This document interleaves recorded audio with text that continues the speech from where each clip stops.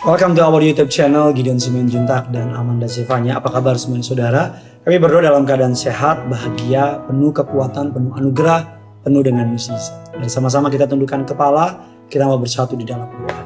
Bapa yang baik, Bapa yang kami sembah di dalam nama Tuhan Yesus, kami menyiapkan hati kami untuk diberkati oleh kebenaran firman Tuhan. Urapi hamba-Mu untuk boleh menyampaikan kabar kebenaran firman Tuhan. Dan biar nama-Mu Tuhan saja yang dipermuliakan.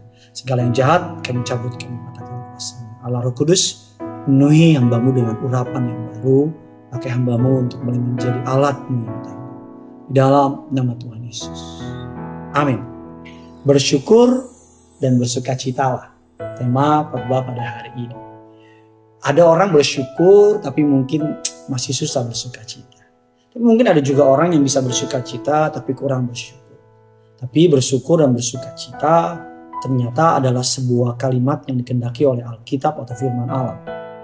1 Tesalonika 5, 16, 18 mengatakan demikian. Bersukacitalah senantiasa, tetaplah berdoa, mengucap syukur dalam segala hal, sebab itulah yang dikehendaki Allah di dalam Kristus Yesus bagi kamu. Mengapa Tuhan dalam satu perikop dari 3 ayat yang kita baca tadi menaruh kalimat bersukacita senantiasa, tetap berdoa, mengucap syukurlah dalam segala hal.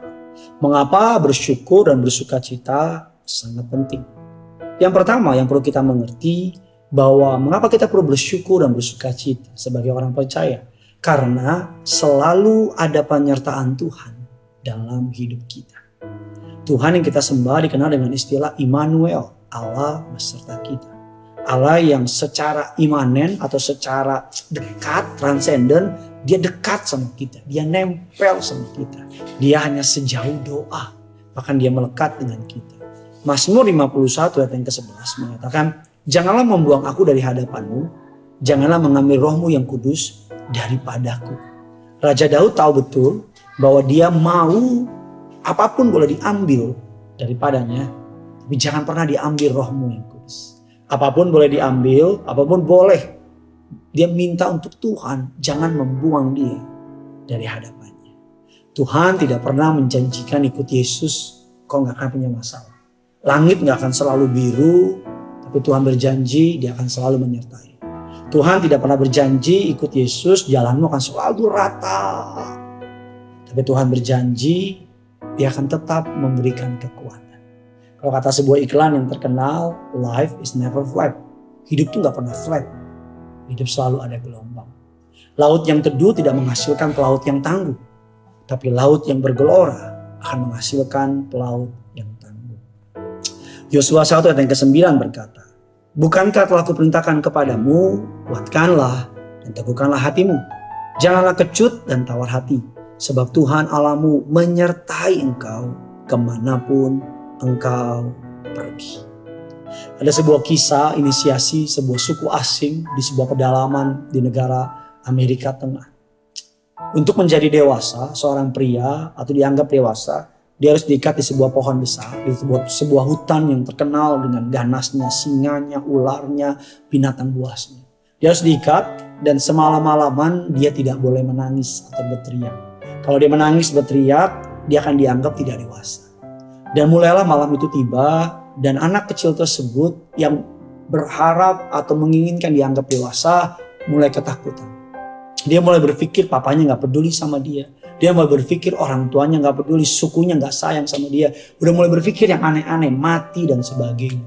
Bahkan ketika dia mendengar ada bunyi desis ular, dia ketakutan. Dia ada mendengar bunyi suara derak kaki macan, dia ketakutan.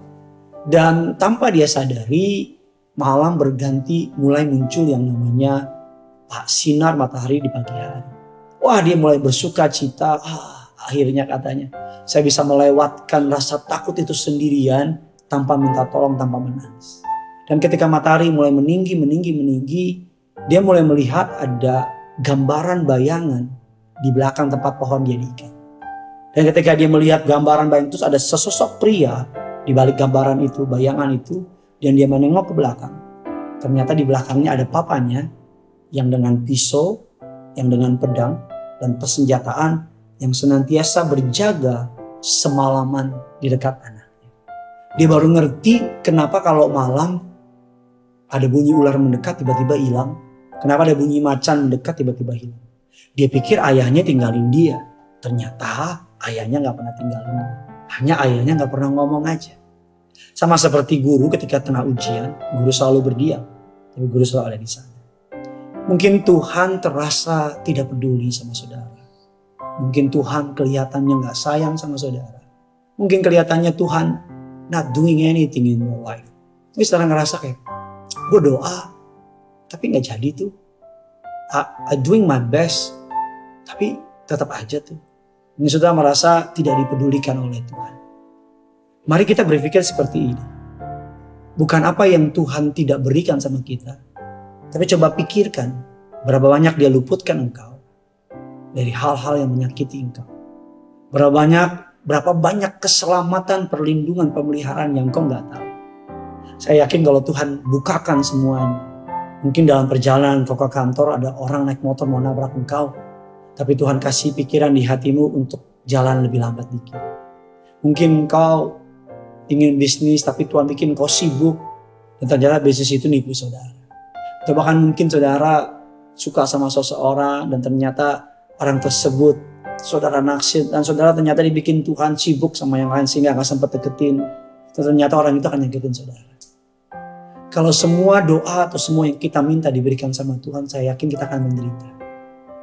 Kalau semua permintaan anak saya kasih, maka saya yakin gini gak akan jadi anak yang bahagia.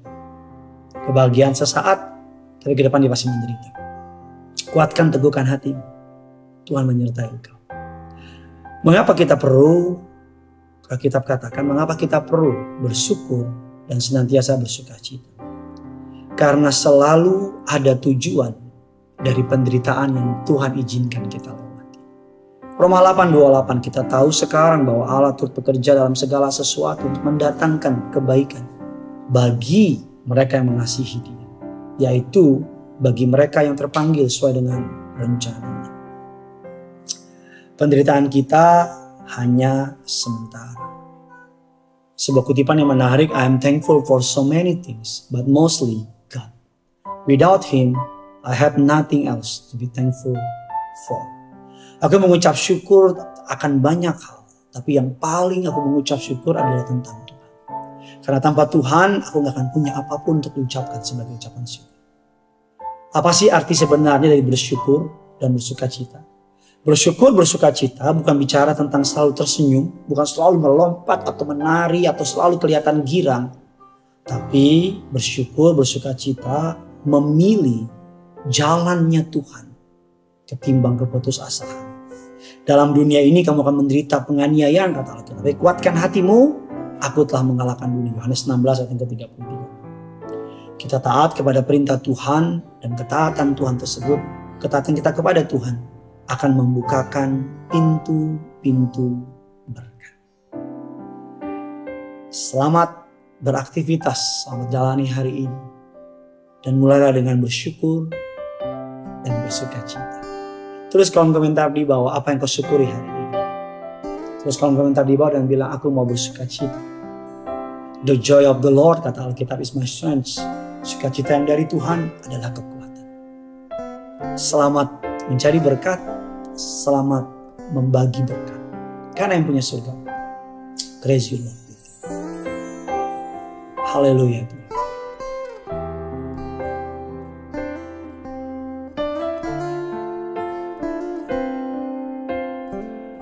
Mari sama-sama kita datang bersama.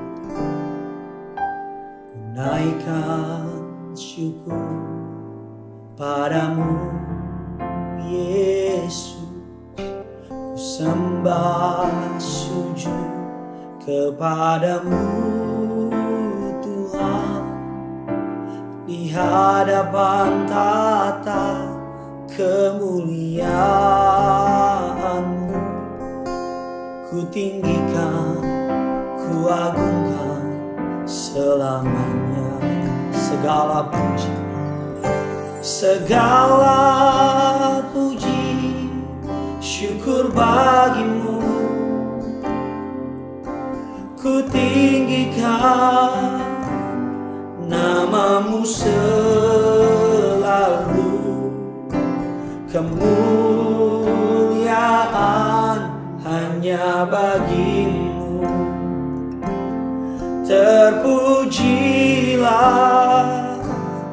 namamu, segala syukur, segala puji, syukur bagimu. Tinggikan nama di atas segala nama. Yes. Kemuliaan, kemuliaan hanya bagimu. Terpujilah nama, segala syukur, segala puji, syukur bagimu. Ku tinggikan namamu selalu. Kemuliaan, kemuliaan hanya bagimu. Terpujilah, terpujilah namamu. Terpujilah namamu. Terpujilah